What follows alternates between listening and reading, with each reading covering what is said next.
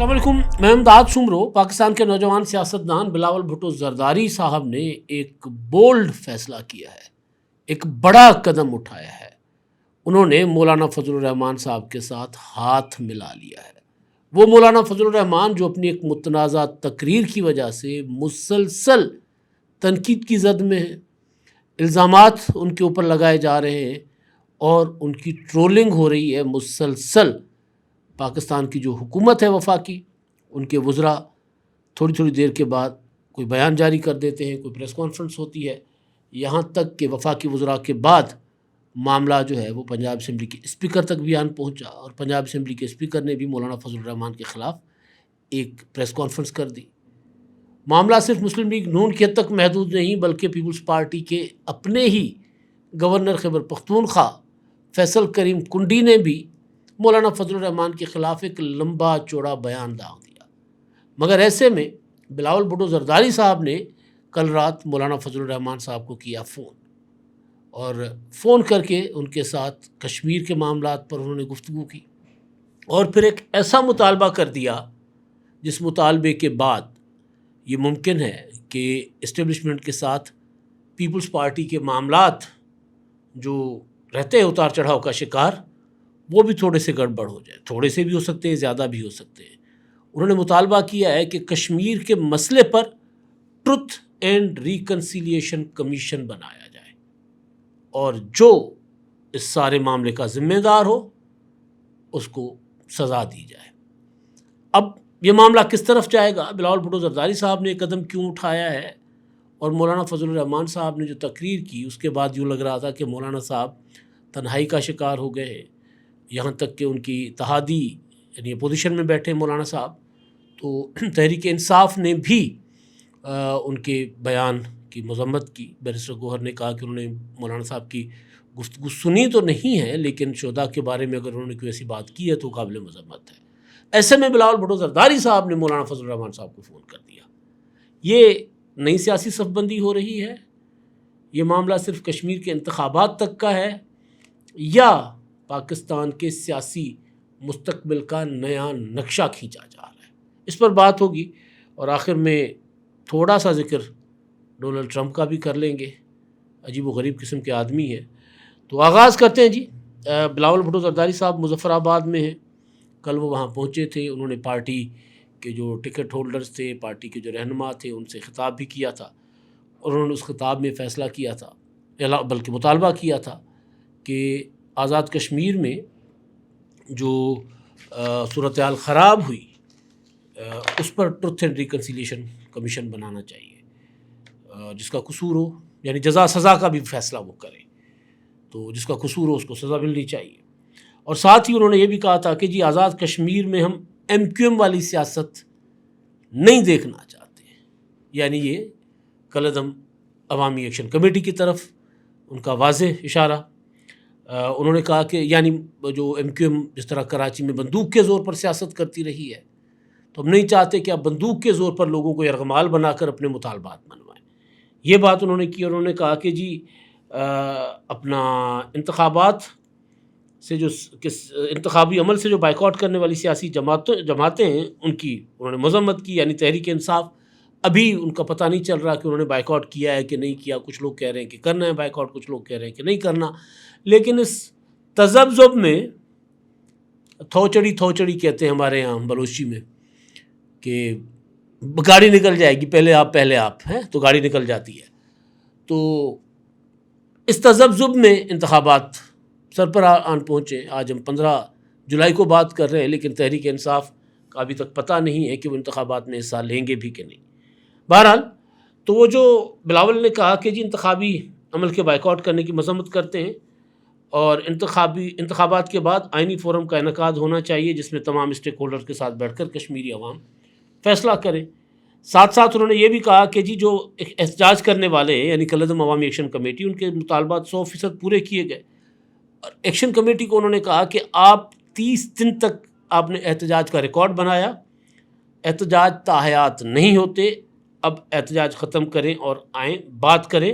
निज़ाम में रहते हुए हुकूक हासिल करने होंगे। आज़ादी और आज़ाद जम्मू कश्मीर में MQM और बानी ایم کیو مالی سیاست نہیں دیکھنا چاہتے، یعنی ایم کیو وہی جو آغاز میں نے بات کی۔ اچھا، اب جو مولانا فضل الرحمان صاحب کو بلاول بھٹو نے فون کیا، اس میں انہوں نے مولانا صاحب سے کشمیر کی جو صورتحال ہے اس پر بات چیت کی، اور مطالبہ ٹروتھ اینڈ ریکنسیلیشن کمیشن کا، اور انہوں نے کہا کہ جی کشمیر کاز کے لیے مشترکہ حکمت عملی پر اتفاق بلاول بھٹو زرداری صاحب نے اور مولانا فضل الرحمان صاحب نے کیا۔ تھوڑی دیر کے بعد، یعنی رات ہی، جب بلاول بھٹو کا فون گیا مولانا صاحب کو، یہ کوئی رات 12 بجے کے بعد کی ڈیولپمنٹس ہیں، تو مولانا فضل الرحمان صاحب نے ایک ویڈیو بیان جاری کیا۔ کون سے مولانا فضل الرحمان صاحب؟ جن کی ایک تقریر ہے قصور میں انہوں نے تقریر کی، پھر ایک پریس کانفرنس کی، پھر قومی اسمبلی میں بھی تقریر کی، جس کی وجہ سے ان پر شدید تنقید ہو رہی ہے، اور اس تقریر کا سیاق و سباق جو ہے وہ اس سے ایک جملے تک اس کو محدود رکھنا بھی زیادتی ہے، کیونکہ جو مولانا صاحب نے بات کی ہے، مولانا صاحب نے کہا کہ جی دہشت گردی بڑھ رہی ہے، کون ذمہ دار ہے ہمیں بتایا جائے، اور ہمیں کہا جا رہا ہے کہ لشکر بنائیں۔ ہم کیوں لشکر بنائیں دہشت گردوں کے خلاف؟ ہم کیوں لڑیں؟ تنخواہ تو آپ لیتے ہیں تو ہم کیوں لڑیں؟ دوسرا ظاہر جملہ قابل اعتراض ضرور ہے، وہ الفاظ کا چناؤ غلط مولانا فضل الرحمان صاحب نے کیا، لیکن مطلب اتنا جو مولانا فضل الرحمان صاحب کے اوپر حملہ ہو گیا ہوا ہے، وہ بہرحال ایک اس پر سوال کھڑے ہو سکتے ہیں۔ تو مولانا صاحب نے پھر ایک ویڈیو بیان جاری کیا کشمیر کے حوالے سے۔ کشمیر اس وقت پاکستان میں سب سے زیادہ حساس سمجھا جا رہا ہے، جو دہشت گردی خیبر پختونخوا میں، بلوچستان میں، وہ تو بڑے عرصے سے ہے، لیکن کشمیر ایک پرسکون پرامن علاقہ، وہاں پر اگر آپ کو دندناتے ہوئے مسلح لوگ نظر آئیں اور وہ پولیس والوں کو فائرنگ کریں، کل بھی 2 اہلکار شہید ہوئے، ایک KFC کا ایک پولیس کا، تو ظاہر ہے مسئلہ تو سنگین ہے، اور جو پہلے سے علاقے دہشت گردی کی لپیٹ میں ہیں وہ تو ہیں، لیکن اگر ایک اور پرامن علاقہ اس طرف جاتا ہوا نظر آئے تو زیادہ تشویش ہوتی ہے۔ تو اس حوالے سے میں کہہ رہا ہوں کہ زیادہ سنگین اور زیادہ حساس معاملہ کشمیر کا۔ اس کشمیر معاملے پر مولانا فضل الرحمان صاحب کو کہا تھا ایکشن کمیٹی نے، قلعظم عوامی ایکشن کمیٹی نے، کہ جی آپ ثالثی کریں۔ مولانا صاحب نے فلور آف دی ہاؤس سے بات کی۔ بلاول بھٹو زرداری صاحب نے حکومت سے اپیل کی کہ مولانا فضل الرحمان صاحب ثالثی کا کردار ادا کر رہے ہیں، آپ مولانا فضل الرحمان صاحب کو موقع دیں، ان کے ہاتھ مضبوط کریں تاکہ ہم مذاکرات کے ذریعے پرامن طریقے سے معاملہ حل کر سکیں۔ اب تو وہیں سے ادھر سے پیشکش آئی ہے نا مذاکرات کی عوامی ایکشن کمیٹی کی طرف سے، تو بہرحال معاملہ آگے نہ بڑھا۔ ظاہر حکومت شہباز شریف صاحب، میرا خیال ہے کہ فیصلہ اس معاملے میں وہ خود نہیں کر سکتے تھے، اسی وجہ سے معاملہ آگے نہیں بڑھا۔ لیکن پھر مولانا فضل الرحمان صاحب نے بلاول بھٹو زرداری کی کل کی جو گفتگو ہے ان کے ساتھ ٹیلی فونک، اس گفتگو میں انہوں نے کہا کہ جی بلاول بھٹو زرداری صاحب نے فون کیا، ان سے گفتگو ہوئی، اور 1 ہفتہ پہلے ملاقات بھی ہوئی تھی، اسی تسلسل میں بات چیت ہوئی، اور جو مسلسل وہ کوششیں بلاول بھٹو زرداری صاحب نے کہا کہ جی میں مسلسل کوشش کر رہا ہوں کہ جو آپ نے ثالثی کی پیشکش کی تھی، جو عوامی ایکشن کمیٹی نے آپ سے رابطہ کیا تھا، میں مسلسل کوششوں میں ہوں کہ اس پر معاملہ آگے بڑھے، خون خرابہ نہ ہو، بات چیت کے ذریعے مسئلہ حل ہو، حکومت کو بھی اس کے لیے تھوڑی سی مہلت چاہیے۔ تو لہٰذا مولانا فضل الرحمان صاحب نے پھر عوامی ایکشن کمیٹی کو کہا کہ بلاول بھٹو کوششیں کر رہے ہیں، آپ اور میں بھی کوششیں کر رہا ہوں، تو آپ اپنا اگلے کسی بھی قدم سے گریز کریں، چند دن کی مہلت دیں، اگلا قدم مؤخر کریں تاکہ کوششیں کامیاب ہوں اور مذاکرات سے مسئلہ حل ہو، اور تاکہ کوئی کشمیر کے کاز کو اور پاکستان کو نقصان نہ پہنچے۔ یہ جناب مولانا فضل الرحمان صاحب نے کی گفتگو۔ اب مولانا فضل الرحمان صاحب کے خلاف میں باقی وہ جو میں نے سوال اٹھائے ہیں وہ آگے اس پر بات کرتے ہیں ہم، لیکن مولانا فضل الرحمان صاحب کے خلاف کل ایک درخواست آئی تھی گجرانوالہ کی عدالت میں، اندراج مقدمہ متنازع تقریر کے معاملے پر۔ عدالت نے اس میں نوٹس کر دیے تھے، اور میرا خیال ہے 28 جولائی تک کے لیے نوٹس کر دیے گئے تھے، اور وہ درخواست سماعت کے لیے منظور کر لی، قابل سماعت قرار دے دی۔ اب دوسرا جناب مولانا فضل الرحمان کے خلاف اندراج مقدمہ کی ایک درخواست آئی ہے ایڈیشنل سیشن جج لاہور کی ملک لطیف، اور درخواست گزار ہے محمد وقار۔ سماعت ہوئی، اور وکیل نے موقف اختیار کیا کہ سوشل میڈیا پر نشر ہونے والی تقریر سے عوام اور شہداء کے لواحقین کے جذبات مجروح ہوئے، اس لیے مولانا فضل الرحمان کے خلاف मुकदमा दर्ज करने का हुक्म दिया जाए। अदालत ने डायरेक्टर NCCI से जवाब तलब करते हुए केस की समाअत 17 अगस्त तक मुलतवी कर दी। तो ये जनाब मौलाना फजल रहमान साहब के ख़िलाफ़ अब NCCI में मुकदमा दर्ज करने की भी कोशिशें हो रही हैं और अदालती कार्रवाइयों का हो गया हुआ आगाज़।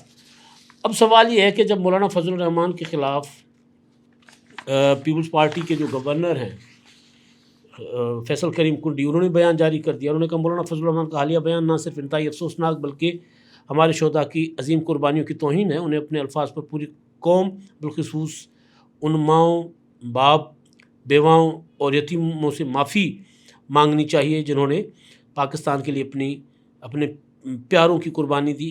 आज अगर हम अपने घरों में सुकून से सो रहे हैं, हमारी मसाजिद आबाद है, हमारे बच्चे महफूज हैं और हमारे परचम सरबुलंद हैं, तो अफवाज पाकिस्तान, फ्रंटियर कोर, पुलिस और दीगर कानून नाफिज करने वाले इदारों की उन बहादुर शोधा की लाजवाल कुर्बानियाँ हैं जिन्होंने अपने खून से इस वतन की हिफाजत की। इसमें कोई शक नहीं। शोधा पर सियासत नहीं होती। पाकिस्तान के दिफा और अमन के लिए जान कुर्बान करने वाले हर शहीद को पूरी कौम सलाम पेश करती है, इस पर भी कोई शक नहीं है। हम सलाम पेश करते हैं उन शोधा को और उनके अहल खाना के साथ हमारी मुकम्मल यकजहती हमेशा कायम रहेगी। वो हमेशा काबिल इज़्ज़त रहेंगे और उनका एक ख़ास मकाम है शोधा का भी और उनके लवाहिकीन का, ख़ास तौर पर उनके वालिदैन का ज़ाहिर ख़ास मकाम है। अच्छा, अब वो जो मैं बात कर रहा था ना कि ये सारा कुछ होने के बावजूद बिलावल भुट्टो ने फ़ोन क्यों किया, तो मुझे एक याद आ गया एक पुराना वाक़या। नवाज़ शरीफ साहब वज़ीर आज़म थे, आसिफ ज़रदारी साहब उस वक्त 2013 की हुकूमत के बाद की बात है। आसिफ ज़रदारी साहब अपोजिशन में थे। उन्होंने एक इस्लामाबाद में खैबर पख्तूनख्वा का एक कन्वेंशन था पार्टी का, उससे खिताब किया था जिसमें उन्होंने कहा था कि ईंट से ईंट बजा देंगे, तुम 3 साल के लिए आते हो, हम हमेशा के लिए आते हैं। उससे अगले दिन नवाज़ शरीफ साहब जो वज़ीर आज़म थे, उन्होंने ज़रदारी साहब को मदऊ किया हुआ था ज़ियाफ़त पर, डिनर था या ज़ोराना था, उन्होंने मदऊ किया हुआ था। बाद में उस तकरीर के बाद नवाज़ शरीफ साहब पर दबाव आया और नवाज़ शरीफ साहब ने ज़रदारी साहब को जो दावत दी थी वो दावत मनसूख कर दी। उन्होंने कहा कि सॉरी यार, आप नहीं आ सकते, आपने ज़रा ज़्यादा ही कम चुकता। तो उन्होंने ज़रदारी साहब से मुलाकात करने से कर दिया इनकार। फिर ज़रदारी साहब बाहर चले गए, 5-6 महीने बाहर रहे, बहुत ज़्यादा उनके ऊपर दबाव था और बहुत प्रेशर में थे ज़रदारी साहब। मौलाना साहब की तकरीर के बाद ये था कि शायद अब मौलाना फजल रहमान साहब से कोई सियासी लीडर जो उस तरह गुफ्तगू नहीं करेगा, क्योंकि जिस लेवल पर मौलाना फजल रहमान साहब के ऊपर हमला हुआ है उनकी मुतनाज़ा तकरीर की वजह से, तो उसके बाद शायद कोई उनकी तरफ हाथ नहीं बढ़ाएगा। मौलाना साहब सियासी तनाई में निकल गए, लेकिन बिलावल भुट्टो ने कर दिया फ़ोन। तो बिलावल ने क्यों फ़ोन किया?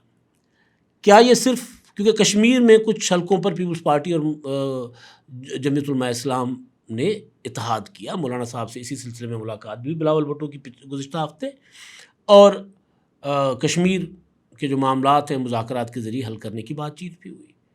लेकिन ये ख्याल किया जा रहा था कि शायद वो जो लोकल लेवल का इत्तेहाद है वही रहेगा और मौलाना साहब की तरफ को बिलावल भुट्टो ज़रदारी दोबारा रुजू नहीं करेंगे, तो उन्होंने फ़ोन कर दिया। फ़ोन ही नहीं किया बल्कि ट्रुथ एंड रिकन्सिलिएशन कमीशन के क़याम का मुतालबा दोनों ने किया और दोनों ने इत्तफाक भी किया। बिलावल ने जब गुज़िश्ता हफ्ते मुलाकात की मौलाना फजल रहमान साहब से, तो उनके साथ जो उन्होंने प्रेस टॉक की थी उसमें बिलावल भुट्टो ने ये कहा था कि जिस तरह हमने आज़ाद कश्मीर में इत्तेहाद किया है, हम चाहते हैं कि मौलाना फजल रहमान साहब के साथ यहाँ यानी वफाक में भी और सिंध और तमाम सूबों में हम इत्तेहाद करें और मौलाना फजल रहमान साहब हमारी तरफ आएँ। तो ये एक नई सियासी सफ़बंदी हो सकती है। बिलावल भुट्टो का मौलाना फजल रहमान साहब के साथ हाथ मिलाने का एक मतलब उनकी एक नई सियासी चाल भी हो सकती है कि मुस्लिम लीग नून को वो ये बावर कराएं कि देखें मौलाना फजल रहमान साहब के साथ हम खड़े हैं सियासी तौर पर। बाकी उनका बयान है तो ठीक है, इधर उधर होगा, लेकिन वो आइसोलेशन में नहीं है, हम उनके साथ खड़े हैं। और इसको आइंदा आने वाले इंतखाबात की तैयारी के तौर पर भी देखा जा रहा है कि आइंदा आम इंतखाबात में कौन किसका इत्तेहादी होगा, क्योंकि इंतखाबात से पहले जितना अभी इस वक्त जो गठबंधन है, जितनी जो इत्तेहाद है, जितने वो सारे तितर बितर हो जाएंगे, नई अलाइनमेंट्स होंगी, नई सफ़बंदियाँ होंगी। तो उनकी तैयारी, क्योंकि अब अगले साल के बाद इंतखाबात की मुकम्मल तैयारी, तीसरा बजट पेश हो चुका हुआ है, अब ملک جلد ہی انتخابات کے موڈ میں چلا جائے گا. تو یہ ساری چیزیں مجھے لگ رہا ہے ہو رہی ہیں. آخر میں ڈونلڈ ٹرمپ صاحب جی، آبنہ ہرمز کھلی ہوئی تھی، انہوں نے جنگ ایران پر مسلط کر دی، ایران نے آبنہ ہرمز بند کر دی. پھر ٹرمپ کی پوری جنگ اس پر آ کر رکی کہ جی آبنہ ہرمز کھول دو، کھلی ہوئی آبنہ ہرمز بند کروا کے پھر کہتے ہیں آبنہ ہرمز میں ہر صورت کھلواؤں گا.